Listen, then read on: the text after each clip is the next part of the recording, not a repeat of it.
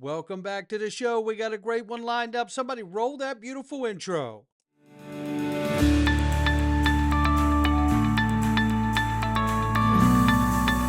Digital Perspectives with Brad Kimes. Come on in.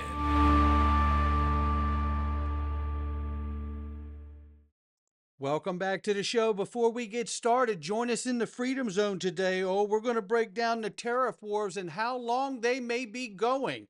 And by the way, you've heard me talk about Caleb and Brown. Listen, DAI and myself have come together with them, and we have some important information for you that you're going to want to know. First of all, no charge for institutional grade custody for retail folks just like you and I. Number two, listen, there's customer service, whether you have a tech issue or you want to speak to a broker about exactly the position you want to take with your assets. This is the level of customer service that they have. You can't find a human customer service agent in the crypto space unless you got an account at Caleb and Brown. And how do you know my assets are safe, right? Well, let me tell you, Caleb and Brown's got it figured out here. This here, keeping clients' assets safe, is a priority for Caleb and Brown. This article provides information on security, risk management, and customer protection measures. One-to-one balance. Client balances are held on a one-to-one basis denominated in each respective asset. Non-trading balances. Client balances are not traded and they are backed by 100% full reserves. This means that Caleb and Brown holds an equivalent amount of assets in reserves to the total value of their clients' assets held in custody. You got that one? That's a big deal. Assets in Caleb and Brown's direct on-chain custody remain at 100% of total liabilities. This means that all client assets held in custody are held on chain and there's no off-chain storage of client assets. Capital for trading in hot wallets and exchanges for trading execution are funded by Caleb and Brown operational capital, and no other use of client funds is made. No authorized trading. Client-based balances are not traded without client direction. Caleb and Brown never make any trades on behalf of their clients without receiving specific instruction from their clients. And this is what I was talking about. No unauthorized collateral, no unauthorized lending. This is the kind of level Caleb Brown bring to your assets and your portfolio and your account. This is why I'm telling you, this is a no-brainer for me. Caleb and Brown is getting the job done at a great level. Let's look at the market right now. $3.08 trillion market cap for crypto. The market is off 0.7%. However, Bitcoin 94,700 plus, 1795 right now for Ethereum, and that's been holding 1793. And we see XRP $2.30. Now we're up 2.9 on the 24, but we're up 8.9 on the 7-day. Looking at the range of price here, ranging between 222 and 234. Now we know that we're reaching some of these resistant lines on the chart here, and we need to break through these and close above some of these price points for XRP to get to those next stages. I say to myself, let some of this fundamental news develop a little more, like the passing of stablecoin legislation and other things, and I think that will push the market where we need it to go, either sooner or later. Looking at this is XRP Las Vegas, the world's largest XRP conference, May 30th, May 31st, 2025, MGM Grand. Get your ticket. This is the agenda. I've gone over it Friday and Saturday. I'm not going to jump into it, but xrplasvegas.com. Go to the FAQ section, the very first section, and click on the agenda and see for yourself. Now, according to SBI Group report, one of Japan's major crypto exchanges, XRP was the second most traded cryptocurrency last month, right behind Bitcoin. You know, not surprising to me, and I know to some of you, but then it triggers this in me. Remember when Emi Yoshikawa said this on stage? And I'm going to read it because I'll play it and then I will read it afterwards in case it gets cut because I can't know if there's a copyright strike. But take a listen to this. Increase digital payments. and the government encourage banks to innovate so that they can increase the digital payments ratio. So now what we are doing in Japan is we created a consortium of more than 50 banks to come together to develop a completely new payment platform or infrastructure powered by Ripple's distributed ledger technology. There you have it, right? And shout out to Emmy Yoshikawa, who's moved on to a new chapter. But you know what? Nonetheless, what an impact she's had along with Ripple. There's a new payment system developed with over 50 of the biggest banks in Japan, and it's been built on Ripple's market infrastructure. Remember when Brad Garlinghouse said this about Swift? Now we're moving to Swift now because listen, if you're going to have that in Japan, you're going to have Ripple as a partner to FedNow. All of these different regions of the world are going to have their own infrastructure to participate with one another in the new digital on-chain economy. And that goes for Swift too. Now, this is an older clip, but I got to set the stage here. We're moving into a new world order. I think the internet of value. We're moving into a new world order. Ripple talks a lot about what payments look like, not just today, but in 10, 20 years. And when we think about that, we talk about this internet of value. How do we let value move the way information moves today? I think about the dynamic between Ripple and Swift, not dissimilar to the dynamic between when Amazon in 1997, 1998, and you got Walmart. Certainly it's a David and Goliath kind of classic story. I think that the challenge is you're dealing with, when Ripple thinks about the future of the internet of value, really democratizing payments, reducing costs dramatically, increasing speed dramatically, we're really thinking about it the same way we introduced new technologies like TCP/IP and HTTP that became the internet of information. When we talk about what the Swift network is today, it's kind of a closed network. It has a lot of members on it for sure, but AOL had a lot of members. And when we moved into the age of the internet and a decentralized, democratic network, I think that what you're seeing introduced with blockchain technologies, and by the way, it's not just Ripple. When we think about interoperability, we think about interoperability between many blockchains.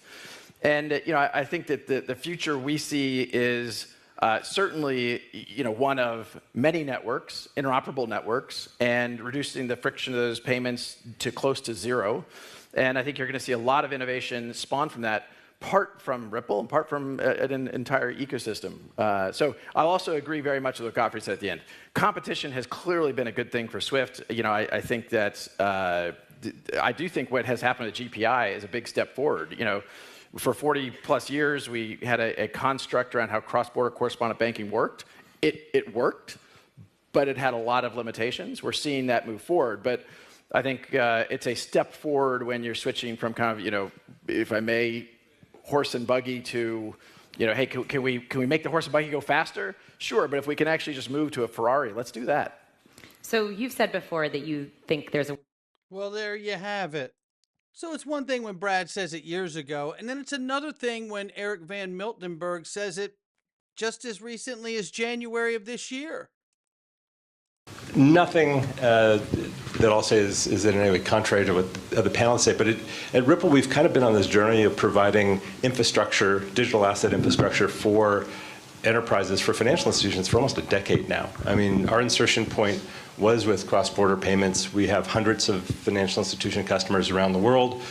And it's been a journey, right? Initially, I remember being in meetings 4, 5, 6 years ago with a large bank where their team would be with the executive team, and their team would prep us and say, don't say Bitcoin, don't say digital asset, they'll kick you out. And to see the evolution has been dramatic. Initially, we really were providing infrastructure in the form of a messaging product, kind of a Swift update or replacement. Since we really were providing infrastructure in the form of a messaging product, kind of a Swift update or replacement. There you go. So, think of it. Now, I just showed you Japan, the connection there. We know about SBI being a seed investor in Ripple and R3, right? We know he's been very bullish on XRP. They do a shareholder dividend that you receive XRP in, right? We know that these things are coming. Emmy Yoshikawa tells us 50 banks are working right now with Ripple's technology to provide a new payment system in Japan. Again, then why do I change gears and go to Swift? because all the countries are plugged into Swift messaging system. So at some point, we're going to have to see an upgrade from Swift, whether that's going to be a merger acquisition or some kind of a leasing agreement, or somebody's going to have to start using technology from somewhere. And that goes for whether it's Ripple's technology or someone else's, right? But it's going to have to happen because it's coming. Ripple is actively being integrated in Swift. Remember this from Smoke Dog? This is when he showed us If you haven't heard EastNet's of payment system, where they clearly show that they have designed the payment safe, EastNet's payment safe, to include access to Swift, RTGS, ACH, instant payments, as well as distributed ledger technology ledgers like Ripple. It's already connected. This is just a matter of finding out to what degree they're going to use it.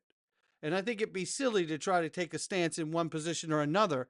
I think what's more important is to understand that it's connected, and they don't connect to things that they don't need to use. For instance, I'm not connected to Swift because they don't need me. And remember this, SEC adopts T+1 settlement effective May 2024. Remember that? Do you? Remember when I played you this? And even Gary Gensler in 2022, and even Carolyn Crenshaw, huge opposition to digital assets, said this. Increasing pace of advancements in technology, including distributed ledger technology, further shortening the standard settlement cycle in the near future may be both desirable and feasible. Indeed, some such efforts are already underway. It's already underway, 2022, February 9th. That's when that came out, right? And then they voted unanimously. On clearing and settling. Yes. Yes. Yes. Yes, the recommendation is approved unanimously. There you go. And then what did we see?